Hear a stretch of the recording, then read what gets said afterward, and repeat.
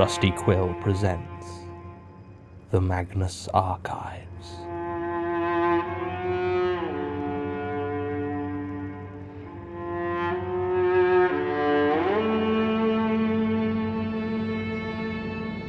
Episode 25, Growing Dark.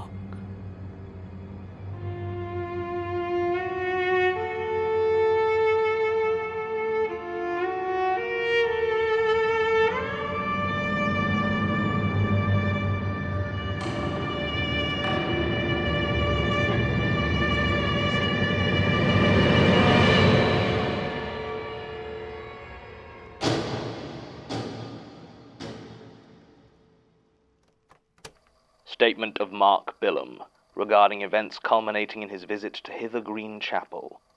Original statement given April 19th, 2015. Audio recording by Jonathan Sims, Head Archivist of the Magnus Institute, London. Statement begins. Let's get one thing straight right now. I don't think I should be here. What happened was really weird, and I'm pretty sure it was illegal, but it can't have been actually supernatural, like ghosts and stuff. That's not real. No offense, I guess. I'm just here because I told Kathy what happened and she insisted that I tell your institute. She's more open to that kind of thing than me. Maybe that's why she chose to live with Natalie. Sorry, I should start at the beginning. Kathy's my girlfriend, Catherine Harper. We've been dating about a year and a half now. She graduated last year, but I'm doing a medical degree, so I'm not leaving London for another couple of years. She managed to get a job as a trainee teacher up in East Ham, so ended up staying as well. I've got to say I'm glad about it. I'm not sure how good I'd be at a long-distance relationship. Anyway, the original plan was to move in together sooner, but stuff didn't match up properly, and this was before she got the job, so she had to move back with her parents for a while. Long story short, I had to get a house share with some other med students, and she came up later, moving in with Natalie Ennis. I don't know where Kathy met her. They've always been friends. But I don't think she was at uni with us. She never talked about it if she was. Kathy grew up in London, so maybe they were friends from school or something. She seemed nice when I met her. Quiet, but nice. She was very serious, though. I don't know if I ever actually heard her laugh. Maybe she just didn't find my jokes funny. Who knows? She was religious, too. I've never had much time for God myself, and Kathy didn't either. That's why I was kind of surprised the first time I visited her new place and found a framed Bible quote on the wall. Can't remember what it was, something about Jesus and faith. I don't really know Bible stuff. Kathy said it was Natalie's. She didn't mind her putting it up there in the living room. Kathy's nice like that, you know? Just letting people be themselves. Me and Natalie didn't get on. I don't know if you picked up on that. We didn't hate each other or anything like that. We just didn't have anything in common. She didn't really watch TV or movies, and I didn't know anything about crochet, politics, or God, which were pretty much her only interests. Kathy was always trying to get her to come out with us, and she'd just say no, which was fine by me. She always seemed happy enough, though, hooking yarn into whatever she was making at the time, reading some boring book on the political history of the bonnet or something. That changed last October, when Natalie's mum died. I don't know how it happened exactly. Heart failure, I think? It was sudden, I know that much. And it hit her hard. I mean, obviously it did, it was her mum, but I think she lost her faith. The Bible quote wasn't on the wall the next time I went over, and when I asked Kathy about it, she gave me a look like I shouldn't bring it up. I didn't see much of Natalie after that. She was still around. I'd sometimes see her heading into the kitchen to get some food or tea or something. But apart from that, she just stayed in her room. So far, so normal, right? You lose your mum and it messes you up. That month was sad, but it's not what Kathy wanted us to talk to you about. No. It was what happened afterwards. It was after Natalie found her new church. It was Kathy who told me about it. This must have been about 2 months after Natalie's mum died. I must have asked how she was doing, if she was feeling any better. Kathy said that, yeah, she was. Apparently she'd found a new congregation and seemed to be getting some comfort there. She hadn't been crying so much at night, Kathy said, and hadn't been quite as prickly when she tried to talk. I noticed that the Bible quote hadn't gone back up, though. I thought, if she was doing better, I'd probably see Natalie around more when I stayed with Kathy, but if anything, she seemed to almost completely disappear. She never seemed to be there when I went over. I'd see her leave in the evening and come home early in the morning just as the sky was starting to get light. She'd go straight into her room, ignoring us completely. When I asked her where she'd been one time, she just told me, church. I asked her a few more questions, but she stared at me in this weird way until I got freaked out and left the room. I joked with Kathy that her flatmate was turning into a vampire, but instead of laughing, she just got defensive and said that Natalie couldn't be a vampire. Then she started listing times she'd seen her in the sunlight before just kind of trailing off. I think we both realized how messed up it was if she could list the number of times she'd seen Natalie in daylight. Other strange stuff began to happen around the flat as well. The light bulbs kept blowing to begin with. Well, that's not entirely true. It always seemed to be that when we got in after dark, we'd try to turn on the lights and, well, nothing would happen. At first we just threw the old bulbs out and replaced them, but it kept happening. We checked the fuses, the sockets. Kathy even called the landlord to have someone check out the wiring, but it all seemed fine. The lights kept not working, though. Then I had a thought. The next time it happened, instead of changing the light bulb, I just tightened it. And just like that, it turned back on. The first time this happened, I was so surprised I nearly fell off the chair I was stood on. The bulbs hadn't been breaking. Someone had been unscrewing them. Not much, not enough that we could spot it, just enough for them to not work. I say someone had been doing this, but there was only one person it could have been. For some reason, Natalie had been unscrewing all the light bulbs in the flat every chance she got. That was also when Kathy started to look so tired. She kept nodding off when we went out for dinner and would often zone out if we were watching TV. I asked her about it, but she just brushed it off and said she hadn't been sleeping well. It wasn't until she got so tired she almost walked out in front of a car while she was crossing the road that I finally got her to tell me what was going on. She said that Natalie had started staying home at nights, but she was so loud that it stopped her sleeping. Natalie would wander through the living room and sing in a language Kathy didn't know, and the tune was so discordant that it set her teeth on edge. Natalie would stop singing if she came into the living room, but would then just move to her room and the song would start again. Kathy even said that when Natalie did leave, always at night, there would still be the sound of movement from her room. Shuffling, thumping noises, and occasionally the sound of something being knocked onto the floor. She'd come close to opening the door so often, but could never bring herself to do so. It seemed to be louder when she was trying to sleep. And once she thought it had moved into the living room, but she didn't go out to check. So no, Kathy wasn't getting much sleep. She started staying over with me a lot, as she said she just couldn't handle living alone with Natalie. One night, she arrived at my house almost in tears. I took her up to my room and sat her on the bed.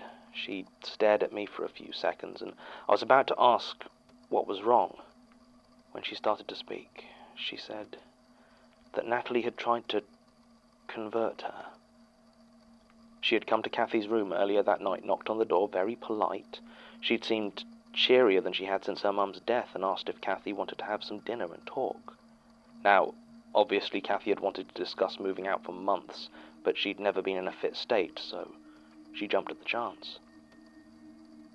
The dining room was dark. Natalie must have unscrewed the light bulb again, because the switch did nothing. Thin slivers of moonlight coming through the curtains gave just enough light to see the table, and two bowls at either end. Natalie sat at one end and waved for Kathy to sit at the other. Kathy had wanted to run, but didn't know quite how to do so. She said it would have felt rude. So she sat down and tried to eat what Natalie had prepared. She thought it might have been spinach, but if so, it must have been boiled for far too long, and all that remained was a stringy, limp mush. It was stone cold, and she could barely get through 2 forkfuls before she started to retch. It was so slimy. She pushed it away as gently as she could. She said Natalie just watched, not even glancing at her own bowl. Finally, Kathy managed to get the nerve to speak and told her she wanted to move out. There was silence for a long second. Then Natalie had said she did as well. I'll admit I sighed with relief when Kathy said that, but she shook her head and continued. Natalie had begun to speak, longer and in more detail than she had for a long time. She said that she needed to move out, that she had a new home to be going to, a new family. She said that they were all going, that 300 years was a long time to wait, but she was lucky to have found it so close to the end. She said that it wasn't long until they were collected by Mr. Pitch. She said that Kathy could come too if she liked. She could be saved. It was at this point Kathy realized Natalie was talking about her church. She became very scared and stood up, telling Natalie thanks, but she wasn't really one for Christian worship. And Natalie laughed at this. Laughed long and hard, never breaking eye contact. She had said, "No, but you're a natural for them. You're worshipping as we speak." It was at that point Kathy ran and came over to my house. Natalie hadn't tried to stop her. At this point, I was angry as all hell. If Natalie wanted to join some weird cult, and by that point we were both sure that's what it was, then that was her business. But she was scaring Kathy. There was no way I was going to let that stand. I told her that I was going over to her flat, was going to have it out with Natalie. I don't know what I was going to do. I mean, I wasn't going to hit her or anything. I just needed to make it clear that you couldn't just screw with people's lives like this. Kathy told me not to go, but she wasn't in any fit state to stop me. I got in the car and started to drive. It was an overcast night, and without the moon the streets were dark. The lamps on the road seemed dull, and even my headlights didn't reach as far as I thought they should. It wasn't far to the small house. I didn't expect any lights to be on, but the silent darkness of the place still sent a shiver down my spine. I had a key to the door and let myself in. I'd taken a torch from my car, and sure enough, the lights weren't turning on. The hallway was silent, but my nerves were on edge, and I started to look through each room in turn. Nothing. There was no sign of Natalie at all. I stood there, in front of her room. It just had a normal wooden fire door, but my hand still hesitated as I reached to open it. I knew it was empty. By now I was sure she wasn't home. Still, I was starting to feel that fear that Kathy had described, and I saw that my hand was shaking. I tried to ignore it, grit my teeth, and I opened the door. The room inside was empty, as I had thought. But it wasn't just that Natalie was out. It was completely bare. No furniture, no possessions, nothing. The carpet had been torn up, leaving the bare floorboards exposed, and the wallpaper had been stripped from the wall. All of it had been stuffed and nailed up against the room's only window, leaving it completely covered. No light from outside got through, and the torch was the only reason I could see at all. I started to look around for any clue to what Natalie had been doing or where she had been. In the corner, half slipped between the boards, I spotted a piece of paper. It was small and thick, and seemed to have something written on it. Picking it up, I saw it had 3 words on it. Hither Green Dissenters. The other side had a symbol of some kind written in thick marker pen. A curved line with 4 straight lines coming off one side of it, like a closed eye. I kept the paper, and your institute can have it if you want. It's not like the police were interested in it. I called Kathy to tell her what I'd found. She was worried about me, but also about Natalie. Whatever this weird church was that she'd joined, I think we both reckoned it might be bad for her. Really bad. Kathy wanted to phone the police, but I told her there just wasn't enough for it to be a crime. Not yet. I told her I'd keep looking. I might have lied, to be honest, and said I was just going to look around the house more, but, well, I did a search for Hither Green Dissenters, and it looked like there was an old abandoned chapel, the Hither Green Dissenters Chapel, in a graveyard near Lewisham. I had decided that I needed to check it out. No idea what I was hoping to find. Enough to call the police in, I guess. By now it was just past midnight, and the drive down wasn't too difficult. There was still that thickness to the night, a heavy gloom that deadened all light, like someone had turned the brightness down on London. I found a parking spot not too far away from Hither Green Cemetery, and started to walk towards it. The iron gates stood wide open, so I went in. The graveyard itself wasn't as bad as I'd feared. If anything, it felt quite peaceful. The darkness seemed right for it, and the stones stood silent and firm. I walked along the path until my light fell across a small building. The chapel. It was tiny, surrounded by temporary fencing that looked like it had been there long enough to become permanent. It had a single pointed bell tower, and the windows were covered with old boards that looked like they'd seen the worst of the rain. There was only a single entrance, a pair of double doors set at the front. To my surprise, they stood open. I called out Natalie's name, shouted, and asked if anyone was in there. But there was only silence. I shouldn't have gone in. Of course I shouldn't have gone in. I'm not that stupid. I've never been that stupid. But for some reason, standing there in that dark, empty cemetery, I made the decision to look inside. It was easy to squeeze past the barriers. I still had my torch with me, but it didn't shine very far in. I entered slowly, casting my light over everything, just in case there was some hooded cultist freaks waiting to jump me. But there were only old broken pews, discarded bottles and cigarette ends, the normal detritus any abandoned building collects. I was just about to turn around and leave, when my torch died. Immediately, I was plunged into complete darkness. No light was coming in through the door. I couldn't even see where the door was. Everything around me was pitch black. I tried to get the torch to turn back on, turning the bulb and hitting it in a near panic. I tried to take the batteries out and put them back in, but I couldn't see anything, and I ended up fumbling and dropping them. I knelt down and tried to feel where they were, but the ground felt odd.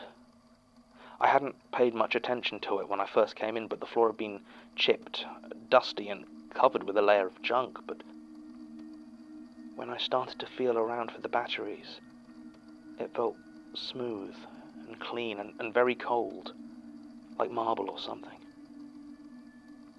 I called out for help, but my voice just echoed in the silence. Then the singing started. It seemed like there were dozens of voices, but they didn't match together right. Some were singing really high, and others so low it made my teeth hurt. The words were in some other language, but I remember they kept coming together for the words Ni Alisand or Alicent, I think. I was freaking out, so I got to my feet and started to walk forward as fast as I was able, my hands stretched out in front of me in case I hit anything. The chapel couldn't have been more than 30 feet long, maybe 20 wide, but I walked for well over a minute without hitting anything. I just staggered through the complete darkness with that awful singing everywhere. At one point, I honestly thought I might have died and gone to hell. Finally, my fingers brushed against something. It was cold like the floor, but rough. It felt like rusted metal. Thin strips of rusted metal in a crisscross pattern, with small gaps between them. At least that's what it felt like. I didn't hold on to them for very long, because as my hands rested there, I felt fingers reach through the holes and try to grab me. I couldn't see them, but they felt leathery as they brushed against my skin. I screamed and leapt back, falling to the floor, and as I did so, I felt something hard jab me in the hip. It was my phone. In all that had happened, I'd forgotten I had it. I reached in and pressed the button, and the screen lit up, faint and barely visible, but I started crying like it was the first light I had seen in months. It didn't light up anything else, but as the singing began to crescendo, I desperately went to the torch function and turned it on. And it did turn on in a sudden flash of brilliance, and the singing stopped. In the silence, I shone the makeshift torch in front of me and saw a broken pew. The floor was once again covered in junk, and I could see the doorway behind me, leading out into the night. I ran, calling Kathy first and then the police. They didn't find anything, of course. They gave me a telling off about trespassing and took down a missing person report about Natalie. Nothing was found, and as far as I know, she's still gone. I didn't tell Kathy exactly what happened for a few weeks, but when I finally did, she made me come here and talk to you. I think that's everything. Can I go now? Statement ends. The last section, naturally, is the one that invites my skepticism, but let us disregard that for now and discuss the other aspects.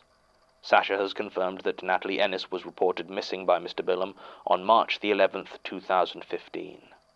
There were no leads regarding her location beyond the piece of paper mentioned in the statement, and no traces of any church or cult was found within the Hither Green Chapel or the graveyard surrounding it. When we contacted Mr. Bilham and Ms. Harper to follow up, neither of them had heard from her in the intervening year, nor did they have anything to add to the statement. The symbol upon the piece of paper does indeed resemble a stylized closed eye, and there are enough other parallels to statement 00020312 to make me suspect, and a suspicion is all that it is at present, that the People's Church of the Divine Host may still be in existence. Also of note, the words Ni Alesund.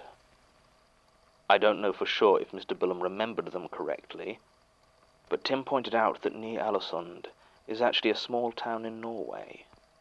In fact, except for research installations, it is the most northerly human settlement on Earth, located at a latitude of north 785530. It is a company town, owned and operated by Outer Bay, but what it has to do with Mr. Bilham's account is anyone's guess, assuming it isn't all coincidence. That far north, during the winter, nights can last for a very long time. Martin found one other thing while combing through police reports for the Hither Green area. About a month after the statement was given, on May 15th, 2015, police were called out to once again investigate the chapel. Neighbors had apparently heard screams from inside just after 11 p.m., but when officers arrived, they found nothing to indicate any sort of incident or foul play. I'd be content enough to ignore this, if it wasn't for the fact that, according to the official file, May 15th, 2015, was the day Gertrude Robinson, my predecessor, passed away. End recording.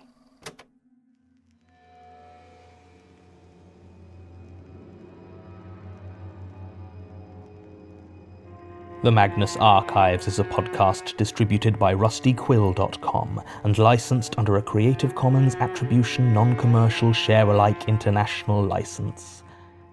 Today's episode was written and performed by Jonathan Sims. It was produced by Alexander J. Newall, Mike LeBeau, and Murray Porter, and directed by Alexander J. Newall. To comment on episodes, make donations, and view links, images, videos, and show notes, visit rustyquill.com. Rate and review us on iTunes, visit us on Facebook, tweet us on Twitter @TheRustyQuill, or email us at mail@rustyquill.com. Thanks for listening.